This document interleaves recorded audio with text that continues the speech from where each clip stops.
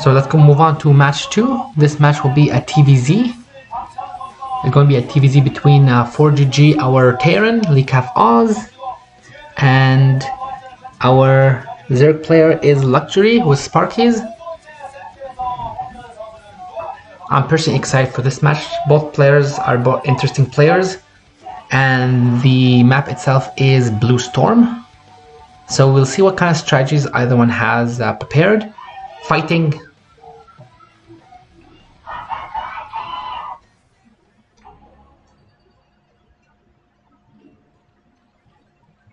So we see Luxury as the teal or the green Zerg in the top right, and ForGG as the red Terran in the bottom left.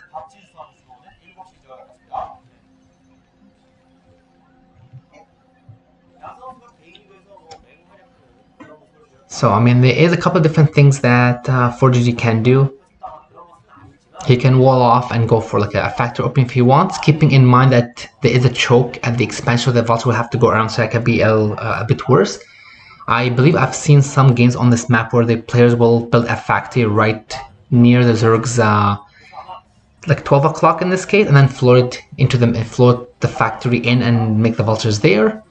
On the other hand, Luxury might just go for like a hatchery opening, or if he feels that he needs earlier links either for aggression or defense, he might go for something like an overpull.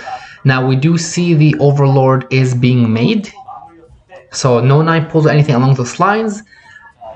We will likely see a depot from ForGG very shortly if we haven't. I don't see anything building on the map, but we will see. Yeah, there's a depot. Great. So more than likely Raxus to close that off as well. Perfect.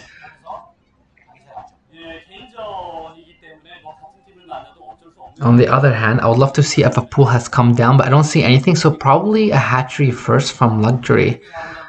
Let's see if... oh, and the gas for 4G, so this is very telling. So likely a factory follow-up, unless he's going something like a faster academy with 10 timing. It's interesting that the SCV is scanning at the bottom, so we see the hatch first, we see the gas, there's no pool just yet. Okay, that's interesting. So it looks like he's going to bank up the gas to try and either go for the speed or the hatchery, or the speed or for the lair. Now with the gas finished and the barracks almost finished, looks like this SCV is probably going to build what looks like a factory in this case. And this factory is going to be really hard to scout for Luxury, considering it's literally at the end of the map.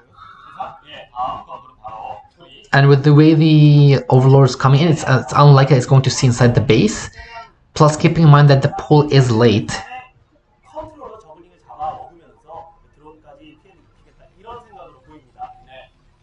So you can see this is the one SCV, so it's going to be... oh, he actually gets a couple more on back again.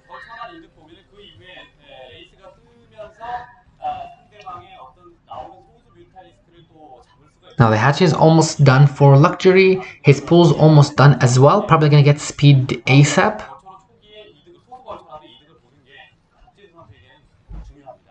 Because he should have been close to 150 gas at this point, or very close.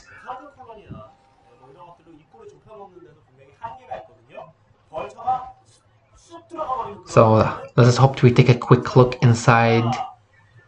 Okay, so it actually looks like he might have gotten the lair in that case first. Get the lair upgrade and then the speed after. So this actually will play well into 4GG's favor, because the later speed will also mean that the vulture will be a lot more effective against the Zerglings, because it's much easier to surround a vulture with speedlings rather than...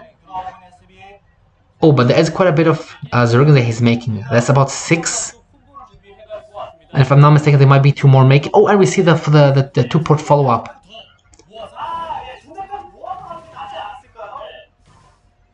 So ForGG needs to have better control. Those Zerglings shouldn't be hitting that vulture that easily. But that's already 4 Zergling kills, basically. You can see what I mean. No speed. Zerglings are almost powerless against a vulture that gets patrolled. I mean, the lair is done, but no speed.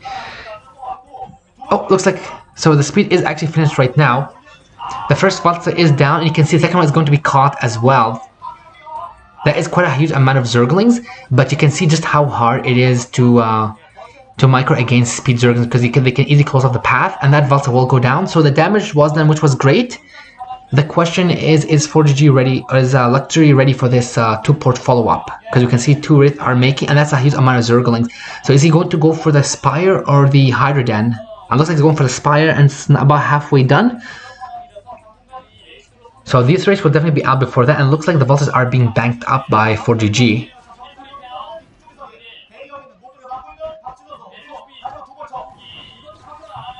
So he actually needs to micro these Vultures. He should not be losing 2 Vultures to 6 Lings. That would be extremely bad. Now it looks like he will save that 1 Vulture. Oh no, he actually will not save it. But there is another Vulture right in the back. And it's more than likely the resources were being banked up for the Mulisks. So this is extremely bad position now for Luxury, basically. That colony is also not ready as well, and those Zerglings will die. So he's spending all his money on Zerglings, and his money is not being saved for the Mutas.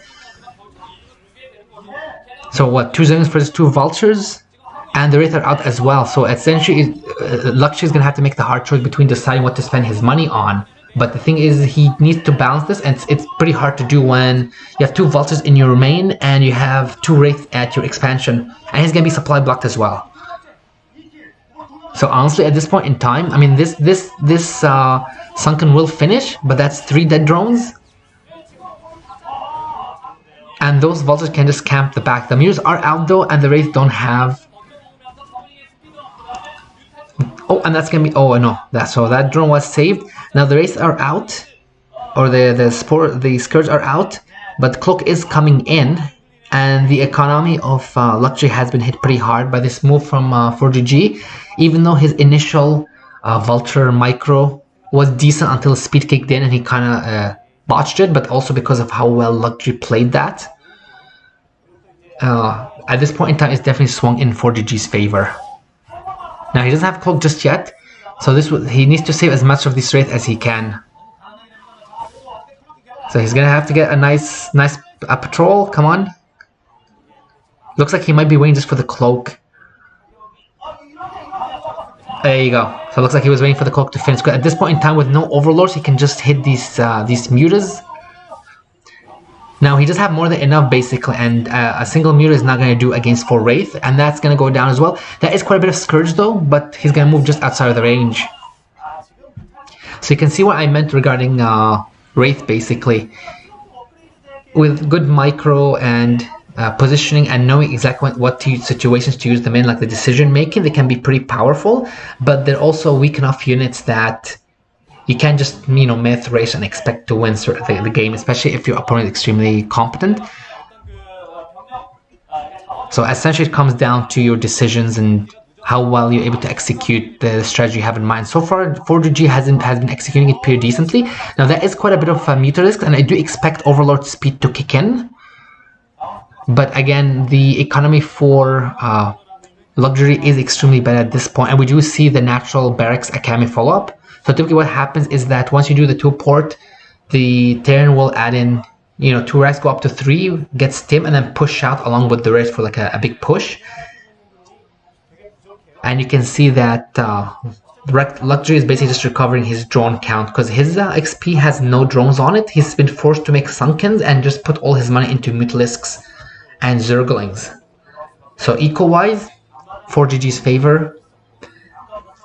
And it's looking better and better for him. Once this M&M army gets big, I would say probably around a control group, depending on how he might wait for more, but a control seems pretty reasonable. He might just push out at that point. Biggest thing is he has to have stim at least done. And between the Wraith and the stimmed Marines, the Mutas will die extremely fast. So make sure you guys don't blink.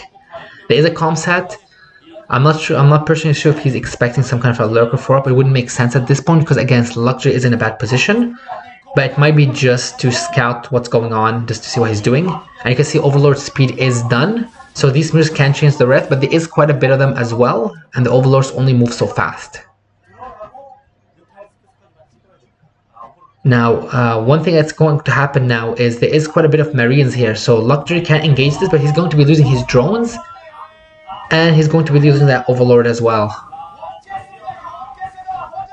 So this might be, so he's going to go facing for the counter, but he's going to find that there's a lot of Marines here. It's going to cause a GG and GG. So this was a great game. Luxury did well to defend the first Vulture attack from ForGG, but the follow-up Vulture attack was a little too much with the strong micro on ForGG's part, and the Wraith follow-up and then the M&M, that would have sealed the deal.